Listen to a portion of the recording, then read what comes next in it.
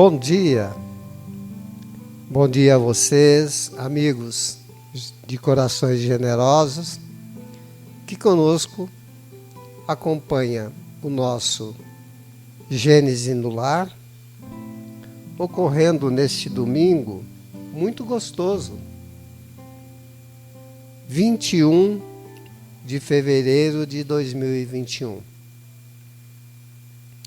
Que possamos estar abertos, de coração e de mente, às boas influências dos bons espíritos, encaminhando essas boas influências para todos aqueles que nos acompanham, presencial, virtual e espiritualmente, com o amparo do meigo Rabi da Galileia e sua equipe de trabalhadores no bem, iniciamos o nosso Evangelho desta manhã. O tema é trabalho no bem. Catamos um pouquinho do Evangelho, alguma coisa do Livro dos Espíritos e a Gênese para as nossas considerações desta manhã, que vem de encontro à nossa real necessidade de aprendizado, a nos exigir, acima de tudo, disciplina. Bem-aventurados os aflitos, pode, portanto, ser assim traduzido. Bem-aventurados os que têm a oportunidade de provar a sua fé, a sua firmeza, a sua perseverança e a sua submissão à vontade de Deus, porque eles terão centuplicadas as alegrias que lhes faltam na terra, e após o trabalho virá o repouso. Livro dos Espíritos, questão 675. Por trabalho, só se devem entender as ocupações materiais? Não, respondem os Espíritos. O Espírito trabalha assim como o corpo. Toda ocupação útil é trabalho. Pergunta 676. Por que o trabalho se impõe ao homem? O trabalho se impõe ao homem por ser uma consequência da sua natureza corpórea. É expiação e, ao mesmo tempo, meio de aperfeiçoamento da sua inteligência. Sem o trabalho, o homem permaneceria sempre na infância quanto à inteligência. Por isso é que seu alimento, sua segurança e seu bem-estar dependem do seu trabalho e da sua atividade. No entanto, ao extremamente fraco de corpo, outorgou Deus a inteligência, em compensação. Mas, mesmo assim, é sempre um trabalho. Pergunta 679. Achar-se-á isento da lei do trabalho o homem que possua bens suficientes para assegurarem a existência? Do trabalho material, talvez. Não, porém, da obrigação de tornar-se útil, conforme aos meios de que disponha, nem de aperfeiçoar a sua inteligência ou a dos outros, o que também é trabalho. Mas chamo atenção para esse mas e para essa parte do parágrafo. Tanto maior lhe é a obrigação de ser útil aos seus semelhantes, quanto mais ocasiões de praticar o bem lhe proporciona o adiantamento que lhe foi feito. Aqui já começamos a adentrar no tema trabalho no bem. não é tão simplesmente esta situação a que nos colocamos na prática do bem, tão somente para alcançarmos méritos.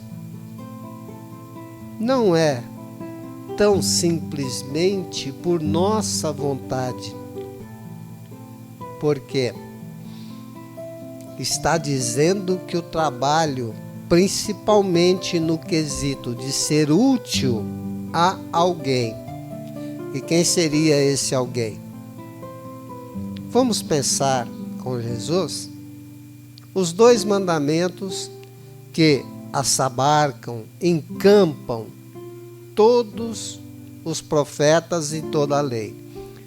Amar a Deus sobre todas as coisas e amar ao próximo como a si mesmo. Então, a obrigação do trabalho me leva ou nos levam a 3 questões de extrema importância em nossa tão atribulada vida. A obrigação de praticarmos o bem conosco, através da autoaceitação, da compreensão do que somos e não daquilo que queremos ser. A obrigação da prática do bem para com o próximo, aí sim, conquista de méritos, e compreendemos isso através do Evangelho. Ajuda-te, que o céu te ajudará. Ajudar-se e ajudar ao outro compreende o ajuda-te. Conquista de méritos para que possamos ser amparados, auxiliados, consolados. Mas, acima de tudo, a obrigação da prática maior no bem de amar a Deus. Questão trabalhada por Jesus. Amar ao próximo. Se não amas a quem você vê, como é que poderá amar aquele a quem não vê? Deus. Se não ama a si mesmo, se não trabalha em prol de si, quando se achará na condição de trabalhar em prol do próximo? Se não colaboras na obra divina, esperas o que da vida? Dito isso, vamos para Gênesis. Pelo Espiritismo, e aí já compreende ou envolve todo o aprendizado que a nossa boa doutrina nos oferece, a explicação na Gênesis nos fala a respeito disso. Repetiremos. Pelo Espiritismo, o homem sabe que todas as almas, tendo o mesmo ponto de partida, são criadas com uma mesma aptidão ao progresso em virtude de seu livre-arbítrio. Gente, é tanta coisa, não é? Que vai nos trazendo a leitura, nos falando da obrigação do trabalho, da imposição do mesmo, porque é lei divina, imposição benéfica, compreendamos assim, nos fala do livre-arbítrio, das nossas escolhas, das nossas opções, mas acima de tudo das nossas resoluções. E não dá para deixar de falar, em consequência do livre-arbítrio, do princípio de causa e efeito. A cada um será dado segundo a sua obra. E começamos a navegar pelo Evangelho na busca de consolo, de apacentamento de nosso coração, ou nossos, porque estamos em trabalho, buscando através do trabalho no bem, reunidos em grupo, nos apoiando, nos oferecendo como verdadeiros irmãos em humanidade, compreendendo dentro desta proposta de que, em sabendo que todos somos da mesma espécie, humanos, não há entre todos senão a diferença do progresso atingido. Progresso, evolução, figura didática da escada, cada um em um determinado degrau, que atingiu por trabalho, por esforço próprio, por sacrifício, sabendo ou sabedor de que, se o trabalho é lei divina e nos cabe realizá-lo, queiramos ou não, que o façamos trabalhando no bem, sempre. Todos têm o mesmo destino e vão atingir esse destino porque é determinismo, é fatalismo divino, alcançar a felicidade plena através do trabalho, do progresso, atingindo as culminâncias possíveis da perfeição humana. Isso é fatalismo divino, determinismo divino. Diante disso, uns chegarão mais rápido, outros chegarão de forma mais lenta. Me tocou muito uma fala de ontem, que ouvimos no estudo de sábado. Há neste mundo os que dormem. Há neste mundo os espertos.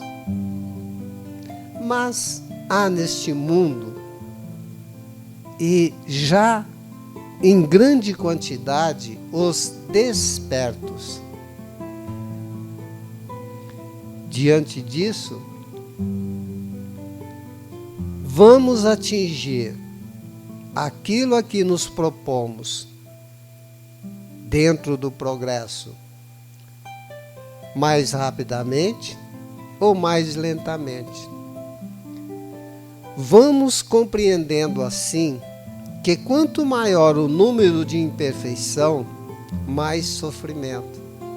E aí podemos executar o trabalho no bem para conosco mesmo, exercitando e trabalhando na eliminação das inúmeras, incontáveis imperfeições de que somos portadores. Eliminando imperfeições, sofremos menos, avançamos mais. Já no item 14 do capítulo 9,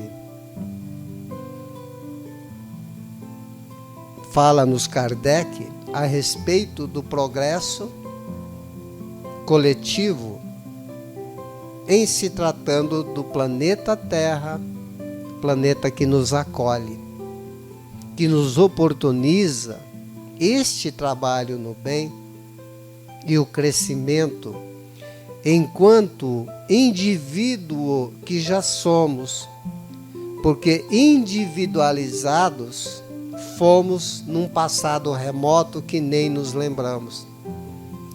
Mas não nos cabe mais sermos individualizados diante da sociedade por nossa conta própria, fugindo do relacionamento, seja ele de qualquer maneira em que se nos apresente, porque não crescemos sozinhos. O Livro dos Espíritos nos fala, alhures, de que o crescimento, o progresso do espírito se dá em grupo. A lei de sociedade nos fala que se nos retirarmos da sociedade e nos tornarmos ermitão, não estaremos agindo com amor, mas com egoísmo.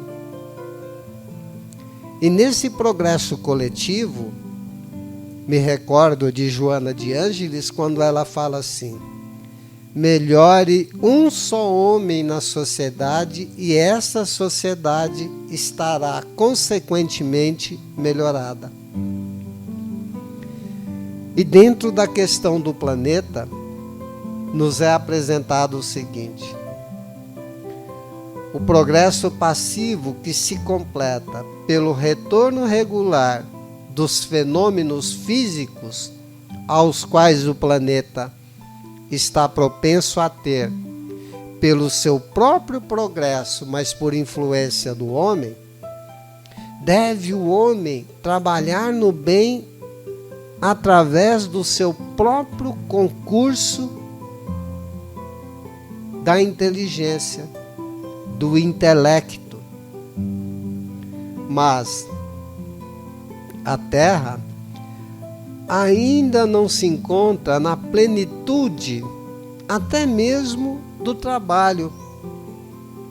Trabalho esse de produção do progresso moral. Ok.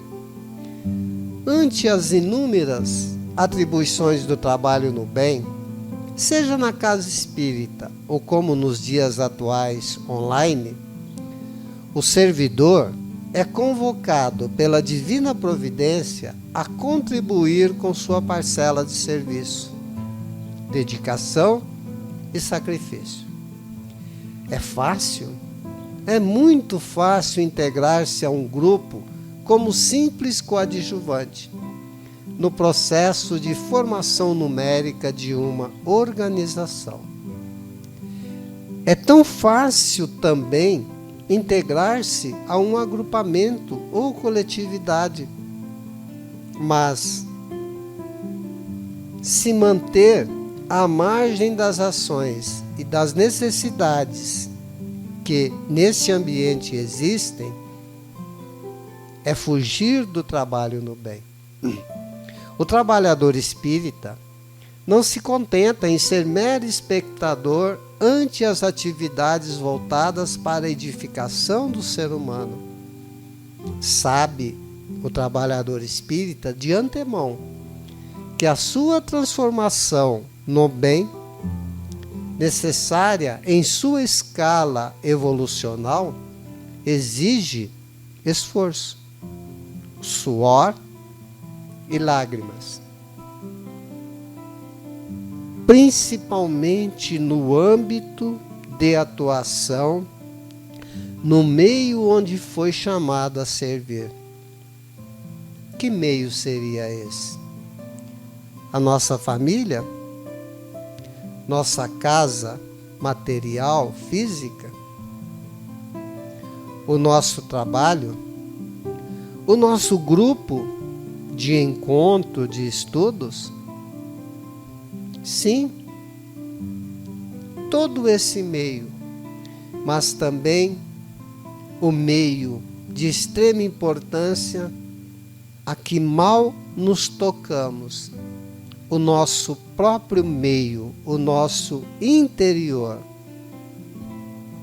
A mudança na busca de consolo, porque sabemos que não adianta corrermos atrás de curas até milagrosas, que ocorrem com certeza, mas se não promovermos através do trabalho no bem, o bem de nós mesmos, esta cura que hoje chega pode ser a dificuldade de amanhã.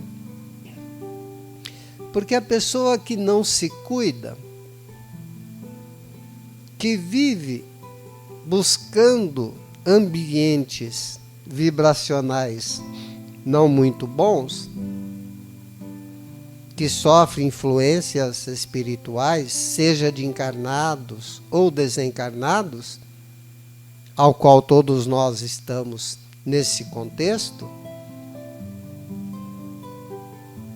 entende que cabe-lhe tão somente o peça e obterás, esquecendo de que deve ter nesta busca ações próprias. Bata para que a porta se abra. Ajuda-te para que o céu possa te ajudar. Onde estivermos então, aonde formos chamados a servir, interna ou externamente, que tenhamos o conhecimento da exigência do esforço, da exigência do suor, da exigência das lágrimas, da exigência dos sacrifícios necessários para galgarmos um degrau a mais. Preciso é, neste contexto, que venhamos a desenvolver acertadamente a humanidade nossa. E a humanidade, coletivamente, da rua que moramos, do bairro, da cidade, do estado, do país, do continente e do planeta, porque fazemos parte desta humanidade terrena. E aí nos deixamos levar em outro contexto, em um novo desdobramento que a doutrina espírita nos oferece, que é a humanidade desencarnada, que somando ela à encarnada, compõe a humanidade do planeta. E aí poderíamos viajar pelo cosmo todo. Mas vamos ficar aqui, no nosso cantinho, no nosso pedacinho, e pensar pequeno, buscando trabalhar a fidelidade no pequeno, para que possamos, no futuro, em um tempo qualquer, sermos fiéis às coisas grandes. Necessário é que saibamos que temos que trabalhar em equipe. O maior exemplo disso é Jesus. A fim de que a sua missão permanecesse e permanecerá até a consumação dos tempos, ele se reuniu em grupo, criou o colégio discipular, transformando este colégio em colégio apostolar. E aí vemos a nossa pequenez, mas também vemos o futuro, porque nos foi dito na Gênese que todos nós chegaremos lá. Os grupos podem e nos dão o apoio que necessitamos para seguirmos adiante. A equipe familiar, a equipe de amigos a quem nos envolvemos, a equipe no trabalho, a equipe na casa espírita, virtual ou presencial. Mas temos sempre trabalhar com o raciocínio e a lógica que Kardec nos propõe. Fé raciocinada. Para tanto, em norteando nosso caminhar nesse sentido, temos que trabalhar em nós para que sempre nos coloquemos diante do trabalho no bem com a liberdade consciente, com a franqueza, sem agressividade, com a lealdade a todos, mas sem submissão, autoridade, sem prepotência, e afeição, sem preferência nenhuma. E assim estaremos a caminho da perfeita unidade de propósitos. Lembremos, sobretudo, que o apoio mútuo em qualquer situação, e hoje estamos falando do trabalho no bem, é uma força indestrutível. Temos que ver que não cabe mais em nosso propósito de trabalho no bem o personalismo. Isto é, não se permita adentrar em ação individual e isolada. Somos um grupo. Porque nem sempre a ação individual e isolada se revela produtiva para o conjunto. Há espíritos que se mantêm em faixas de vibração que ocasionam, por estar nessas faixas vibracionais, sintonias mal dirigidas. Cuidemos disso em nós. Temos que estar atentos, principalmente às nossas próprias imperfeições, que com certeza as trazemos no íntimo, mas cuidemos para educar essas imperfeições, modificar essas imperfeições, ressignificando nossa vida, nosso caminho, nosso propósito, por intermédio do trabalho no bem. A causa espírita, virtual, que é o nosso caso, é de valor inestimável para todos nós, tanto encarnados quanto desencarnados. E se aceitamos as diretrizes da casa, da doutrina, isso nos permite ascensão espiritual. Lembremos sempre, nunca é demais observar que cada um, no posto de trabalho de responsabilidade que se encontra, deve sempre enviar e envidar esforços para a união e a harmonia do todo. Muitos de nós ficamos a pensar: mas eu sou um simples trabalhador, eu só participo. Não fiquemos assim.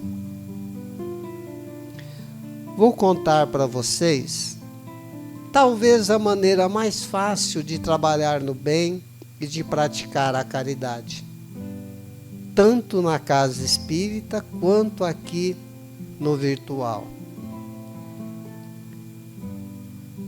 Nos colocamos diante do celular ou do computador, no horário da reunião. Deixemos de lado nesse instante toda ocupação material ou mental. Em nos colocando à disponibilidade dos bons espíritos, enquanto espíritas sabemos que os nossos pensamentos e aquilo que ofertamos em pensamento, trabalhando no bem, é aproveitado pelos amigos espirituais que manipulam nossas vibrações e, após a manipulação, redistribui harmonicamente para todos os necessitados. E qual de nós não se encontra necessitado. Façamos a caridade no momento do nosso encontro, trabalhando no bem, pensando no bem, ofertando vibrações energéticas de boa qualidade que conseguiremos transformar-nos e transformar nossas esperanças de consolo, de amor, em oferta caridosa de boa vibração para todos do grupo e todos aqueles que necessitam. E esse trabalho que é feito pela espiritualidade depende de nós, depende do nosso propósito, depende da nossa proposta de trabalhar no bem. Queridos amigos, após essas reflexões, só posso desejar a todos um bom domingo e muita paz em cada coração e sempre em nome